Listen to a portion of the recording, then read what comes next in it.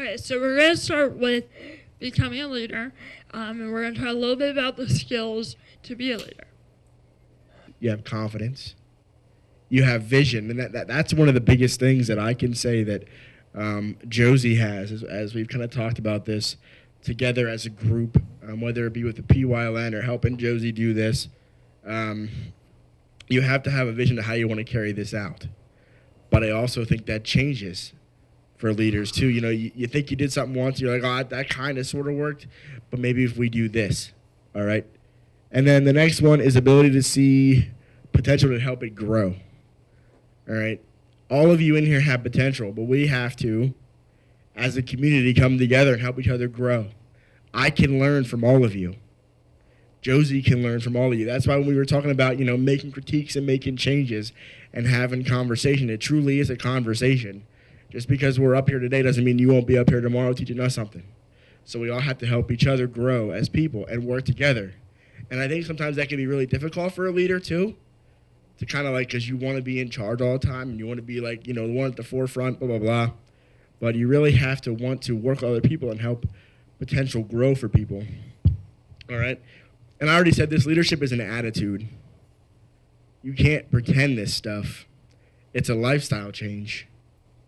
If you're not leading now and you're like, you know, I really want to become a leader, it is truly a lifestyle change. It's making the choice in your own head to do something. All right? You can't just pretend this stuff. And leader, it says can be collaborative. It has to be. You have to collaborate with people. You have to. You have to want to partner up with people that know other stuff. Because the reality is you can be a leader all you want. You can try and lead, but if you don't know stuff and you know somebody that does, ask them. That's the only way you get information. Do your own research. Talk to experts. Talk to people. Collaborate. Partner up. All those things. And yes, leadership can be learned. Chris is a walking example of that. He was a very unhappy person at times when we first met him, and he still is at times too. Yeah. Okay, he didn't want to do this, but he slowly saw that, yes, I can do this. And this is what this means. It doesn't mean that it doesn't make you uncool, but it can be uncomfortable for a lot of people sometimes. But you know you can if you really have the desire to. Okay, guys.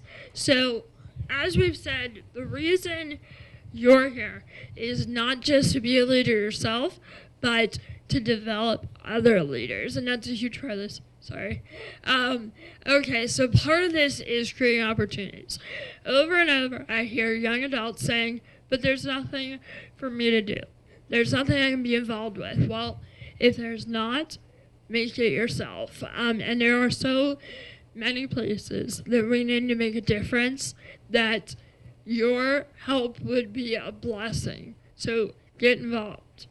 The next one is stay in contact. One of the biggest parts of being a leader is just showing up. So you guys being here today, being involved is 90% of being a leader. It's about deciding to be involved. You have to be a role model. Role models are those individuals that all of us up here learn from.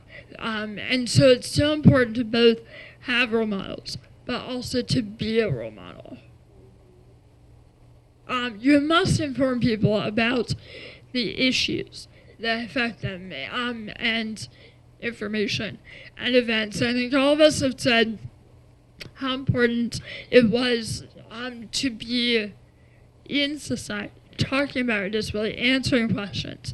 And I'll be honest, there are some days I go to the mall that I have no desire being someone's show and tell for their 2-year-old.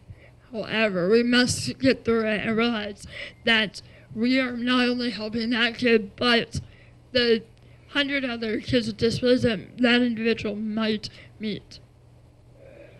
Tell your story. So once again, collaborate. Don't do it alone. You have this network here and other youth who you can work with to make a difference.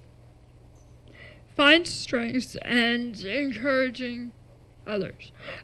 Sorry guys, I can't see stuff very well, so I have a accommodation. But It's about using your strengths and encouraging others to use theirs as well.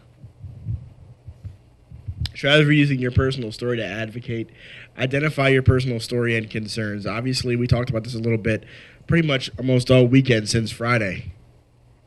Depending on the audience, depending on what the concern is, you really have to think about what story can I tell that's personal to me that can help kind of get at the heart of what we're trying to do. Gather relevant information and resources. Find out what's out there. All right, sure, you can tell your story. It relates to the topic. But what information is out there that can help other people?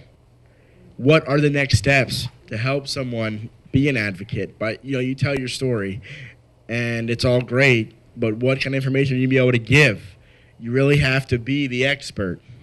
And that's the thing that we noticed with the PYLN is that we started out as this small group of youth who were kind of like telling stories. Everybody's like, oh, that's really nice. The youth are telling stories, and it's really great. And then it kind of turns into this, wait a minute, we just put out a toolkit that everybody has in their little book or the little backpack or whatever. And now people are using it in schools across the country. Okay, it's not just in Pennsylvania. It's not just in Berks County. They're using it everywhere. So now it almost becomes, how do you give an answer?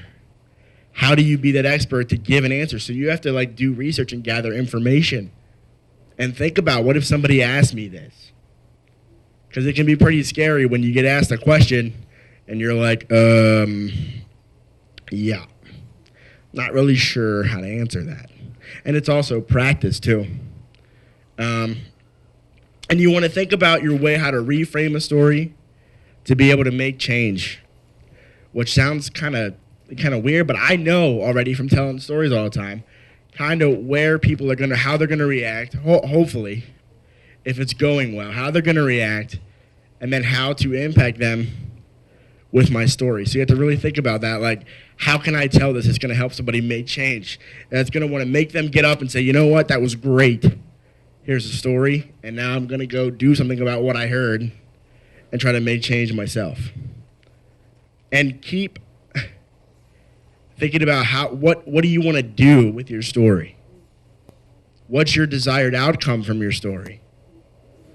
What are you trying to get out of it? Because if you lose that, if you're just telling a story for the sake of telling a story, it gets pretty boring sometimes, or it can be ineffective.